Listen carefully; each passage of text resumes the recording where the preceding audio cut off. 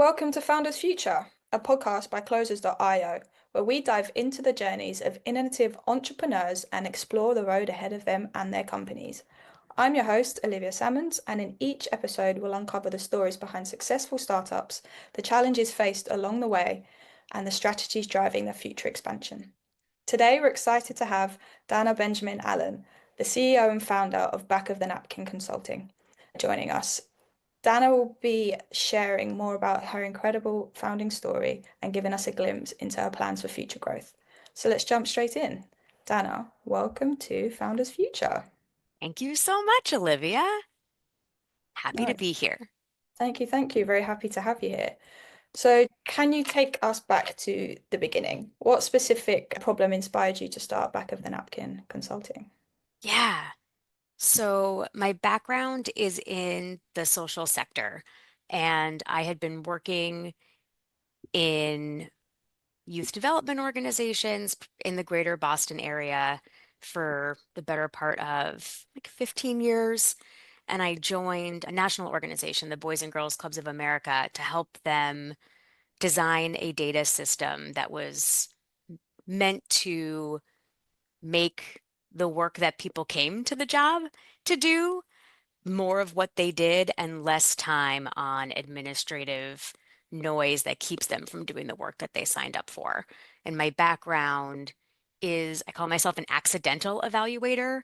I do evaluations, I do design surveys, I do the things that evaluators do, but I fell into it by virtue of the funding landscape in the early 2000s shifting towards mission-based organizations, accountability, and results-based accountability. So I come from it from the front line and from the service delivery perspective. And data and strategy isn't always fun, but it doesn't have to be that way. And when the pandemic hit and when I had a tiny human, I thought it would be a great time to start a company, which was super smart. And so we did a proof of concept. I worked with another consulting firm at the time because I wanted to have an income while we did a proof of concept. And I just knew that, like, in a potentially saturated market of evaluation firms, of strategy firms, there was a space for people who wanted some authentic conversation and for organizations who wanted to have fun and build systems and strategies in a way that didn't make their eyeballs bleed and that they would be more likely to have the outputs sustainable, which is really what everybody's looking for. And we often say, like, we are the consulting firm that wants to work with folks. So we quickly learned if there were if you are looking to give somebody a project, have them go off into a black box and come back to you with a thing, that is not who we are. And so we were able to quickly find our voice and find who we wanted to be and for whom. And we did that about 4.5 years ago, and the rest is history. Love it. So right through the peak of the pandemic, having a baby human and then starting this adventure all in one time. Mm-hmm. Sounds incredible. And then all by accident as well. I suppose as the best stories happen. Yeah. Uh, so walk us through your offer evaluation. So how has what you sell and who you sell to changed since you started? Yeah. Great question. We started as a pretty traditional evaluation firm, working on designing surveys, designing focus groups, doing the analysis behind all of that work, and then presenting a report that our clients could either use for communication to prove their impact or be reporting back to the stakeholders who invested in the organization. And we still do that work, but what we've begun to lean into a little bit more is, and it's going to sound jargony, is data strategy. What we've noticed and what we've seen is a lot of organizations do evaluation work or they've done a survey and it sits and it collects dust. And I imagine lots of folks have strategic plans that are in really beautiful binders that have beautiful fonts, and no one has touched it since the day it was produced. Yeah. And we are find we are finding our happy place at the intersection of data, strategy, and implementation, and how Nice. all those things work together. So we are not just the evaluators, we are not just the strategy supports. We really are invested in seeing the work translate into action and supporting our clients through that back end of the process. And the other piece of our work that is evolving, and we'll definitely talk more about this in the future portion of where we're headed, we practice a facilitation method called Lego Serious Play, which is using Lego bricks. It's kind of like a facilitator's Swiss Army knife as a way to generate insights and level the playing field. And we just got back from doing a 3-day strategy session, and the outputs and the experience was just so transformational for our client that we were just like, we got to double down on this. So over the past year and a half, we've been scaling how we go about strategy design and leaning into Lego Serious Play a little bit more. And so that's kind of, you're catching us at a time of not a large pivot in who we are and what we do, but a large pivot in how we do what we do for our Nice. clients. Yeah, Amazing. And we will touch on that in the later part of the podcast, and I'm super excited to get there. But you did mention before that you started at the forefront, so you started in the trenches, as we would say in the UK. that's Uh, right. so what was your background before launching the business, and then what influences and experiences can you take for your can help you in your approach? Yeah. So I started my work in youth development as a summer camp counselor at a weight loss camp for kids in upstate New York. I was a kickboxing instructor, Wow. and I love youth development. I love health and wellness. I love youth development. I did not have I wasn't as healthy. I grew up in the 80s when like you were meant to felt a whole lot of shame about your body and all the things. And so I loved being in a space where we could change that story and that narrative for young people at really important points in their lives. And so after I did that, I began to focus in nonprofit communications at school. And I got out of school and I did an AmeriCorps program out in California where I got to serve as a wildland firefighter in California. We were down in the Gulf 3 weeks after Hurricane Katrina, supporting anything and everything that folks needed us to do. And then I took a part-time job at the Medford, Massachusetts Boys and Girls Club. And I found that our club members had what they would call like automatic air conditioning shoes. The uppers would detach from the lowers. And as the wellness fitness person, I could not facilitate a game of kickball knowing that all those kiddos were going to twist their ankles. And so I wrote a grant because we live in Boston. There's Reebok, there's New Balance, there's a lot of companies that could definitely help us get shoes in the space. And so while I know that having shoes at the club is not going to solve all the upstream and downstream situations that have created the situation where our young people are coming to us with shoes that weren't supportive. But at least while they were with us, we were able to do something. So we got a ton of donations of shoes, and we kind of acted like a bowling alley where young people could house the shoes they came in, borrow shoes while they're there, and then switch out. And so that was my first grant that I wrote. And the organization that was in multiple cities, I said, we're not the only one that has this challenge. We should be doing this at all of our locations. And so I began to write grants so that this could happen all across all of our communities. And then when you start to write grants, you inevitably need to collect the data so that you can report on the grant.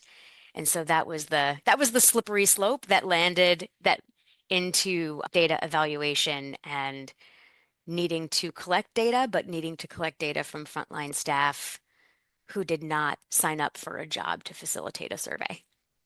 Awesome. So yeah, transitioning stuff all the way through right from the beginning to getting kids shoes to hmm then implementing daily life. Love it. Now, could you walk us through how your business generates revenue today? So what's your core offer and then the pricing model offer that? Sure. Our core offering is a we well, I'm going to say three things. We offer evaluation services. So if folks do need to evaluate a program, we can do that. We can generate and design research questions, evaluation tools, and then run through the analysis of that and present findings. We also do data advisory is our language for it.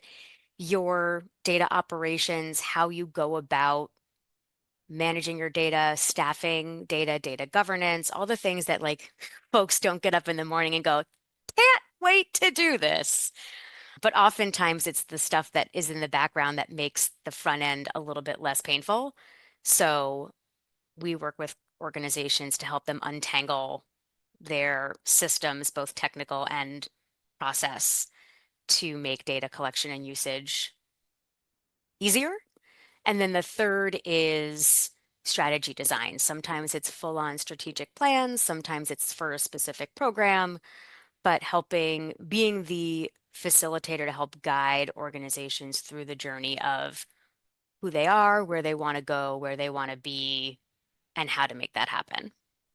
Awesome. So there's a couple of strings to the bow, and then I suppose all that coming from yourself pushing them out there. So how are you currently acquiring these customers, and which channels or methods are you finding most effective in doing so? Yeah, we have found through a lot of trial and error that our methods don't translate well in RFPs and proposals. And so we've applied for a bunch and we just are, you need to see us to get the gist of who we are and what it's like to work with us. So we have found that the best ways to generate clients for us, for who we are, is to get in front of people so they can see us do the things. So we're big on presenting at conferences, we're big on presenting at trade associations who might have like a virtual cohort of members that are always looking for content for agendas. Sometimes we'll do pro bono sessions at chambers of commerce to get in front of other business owners that might be looking for the services we offer. And word of mouth, at least right now, is our primary mode of generating business. But we also like to work with coalitions of many organizations. The coalition is our client, but then by virtue of the coalition being our client, all of the members of that coalition have experience with us. And oftentimes those members will peel off and enter contracts with us after they've engaged with us. So we are a see it to believe it method of business generation. Love it. And I suppose seeing to believing is the best way to build trust sometimes. So I completely get that. And Yeah. we get a lot of founders on here that rely on referrals and word of mouth in a way of growing and scaling. Have you encountered any bottlenecks or any struggles with that method of accusation of acquiring customers? Recently, yes. So in this conversation is coming at an interesting time as a CEO in the United States, particularly or an organization that serves mission-based organizations. So what we're finding in the field right now is even if folks want to work with us, we have a number of, I'm not going to say they're dying on the vine, but we have a number of proposals that we've taken offline because many organizations, as they should, are being very mindful of their budgets right now and holding tight to making sure they can meet payroll for what it is they do. A lot of the work that we do with organizations is to enhance or refine the work that's being done. And right now it's like if the work is not broken, we're just going to like sit tight because we Yeah. don't know if 50% of our funding is going to be there next week. And so we can't really double down on things. So that in a world that doesn't look like it does today, referrals have worked really well, but they still work in terms of people wanting to work with us. They're just not manifesting into paying clients right now. Okay, I understand. And I suppose, as you said, touching on the nature of the economy, we have to take all that into play as well in consideration when Mhm. scaling and when growing. So I suppose with that being said, if you had to identify one thing that if sold would make the biggest impact on your business growth at the moment, what would it be?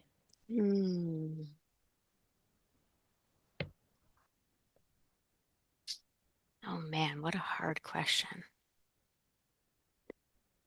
Because this is like an onion and Yeah. there are so many layers to it. The safety and security of federal grants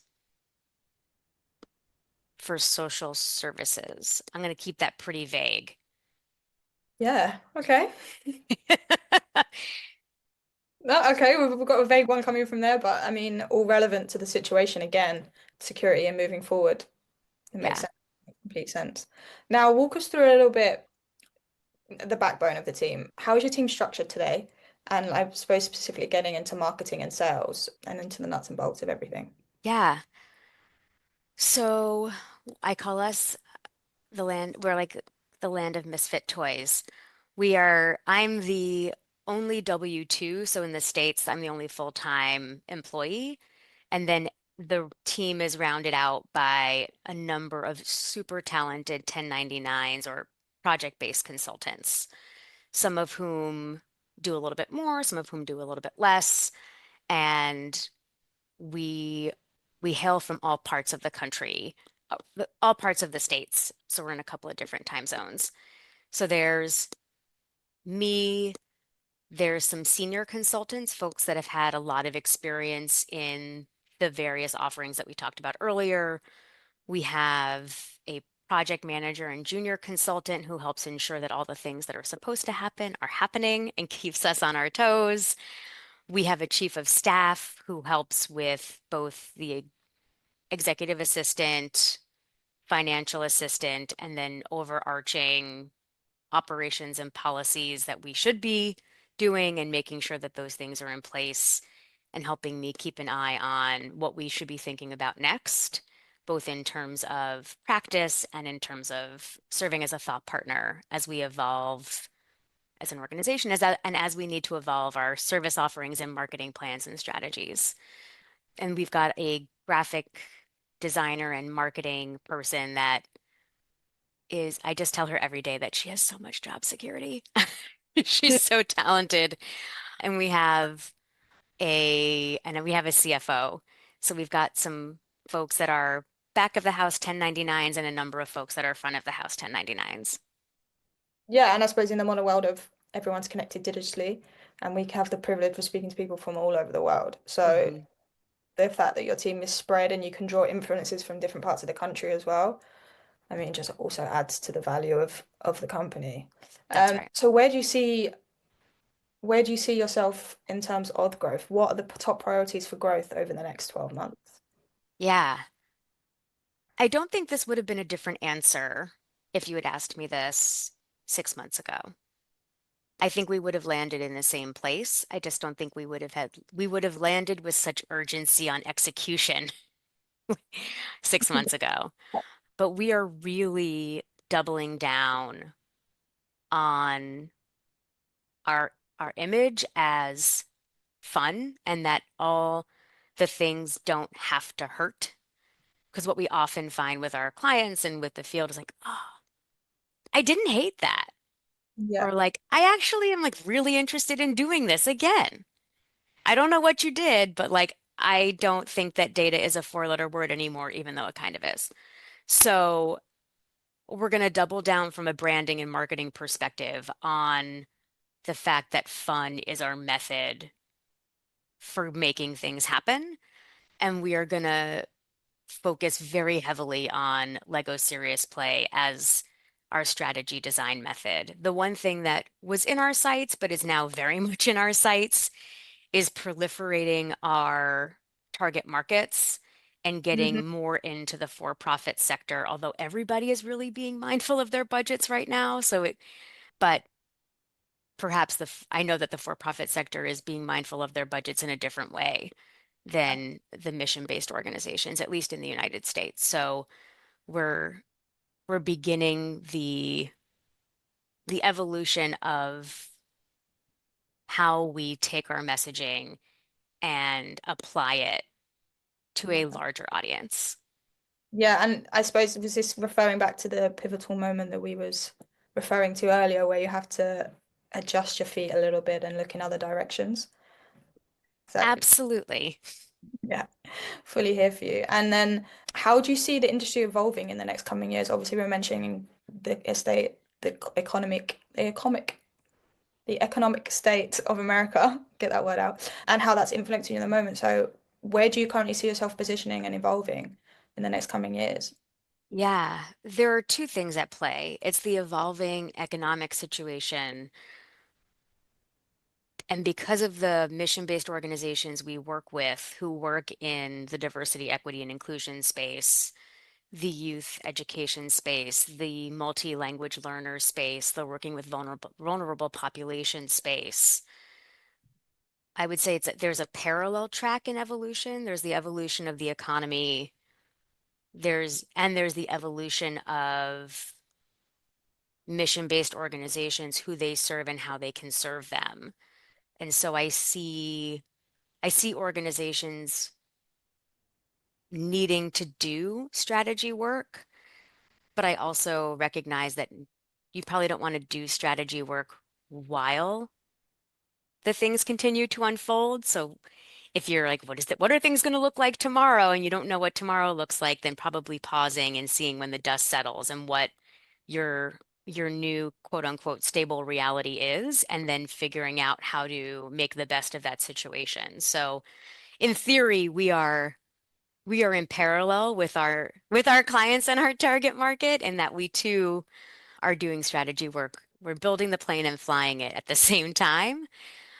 And so I would see and I realize I just spoke through a lot of words, and I did not answer the question you asked me. Would you mind stating the question one more time? Yeah. So how do you see your industry evolving in Yeah, the coming years, and how is your company positioned itself for the future? yeah. The the industry of evaluation is evolving right rapidly to ensure that data and individuals are safeguarded and protected. Hmm. So the number of conversations that I've been in the past month about data security, what questions you ask, how to ensure what you store is as de-identified as humanly possible so that people want and are willing to talk to you. And the need for more creative methods in data collection, so they are a little bit less de-identifiable, is definitely on the horizon. So I see, and we use Lego Serious Play in focus groups. We use Lego Serious Play in strategy design. So I think this is the right time to really double down on us using Lego Serious Play because it meets the moment, Yeah. and there isn't a first name, last name, and address tied to a Lego build, but we still get the information from individuals. But there's no storage of that data in a way that if someone requested it, you could find out that it was Billy Bob who lives at 123 Main Street, blah, blah, blah, blah, blah. So creative data collection methods that you mentioned earlier, building trust. A lot of the communities that our clients work with, and then by virtue we work with, Yeah. are really vulnerable communities, historically overlooked communities, communities with a lot of historical trauma, systemic racism. Like they, it was already difficult to broker trust in relationships, to have conversations with them. And as we're pitching projects right now, clients are asking us about a timeline. Like if you're including focus groups and interviews, I can give you a timeline, but I promise it won't be the one that happens because at this moment, most folks are not super interested in answering a lot of questions. At the best of times they weren't, but for right now they sure aren't interested in answering a lot of questions and letting folks who aren't part of their community on a daily basis in as Yeah. as readily as they had before. Yeah, again, so it's all kind of referring back to getting yourself out there and putting yourself in the right positions and talking to the right people, Mm. and completely understandable. So to finish up, we're going to go into a little bit of a lightning round just to change gears. So, what's one tool or resource that has been a big game changer in your business?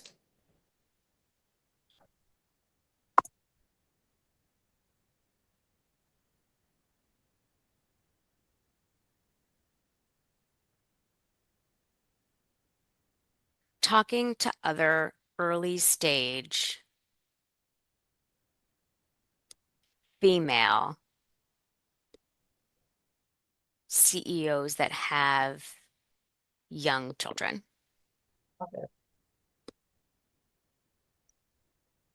I completely get where you're coming from as well. I suppose it's having that like-minded thought and that you're not in that boat alone. So I, Hmm. if you completely get that one. So what's your best piece of advice that you've received about scaling a business?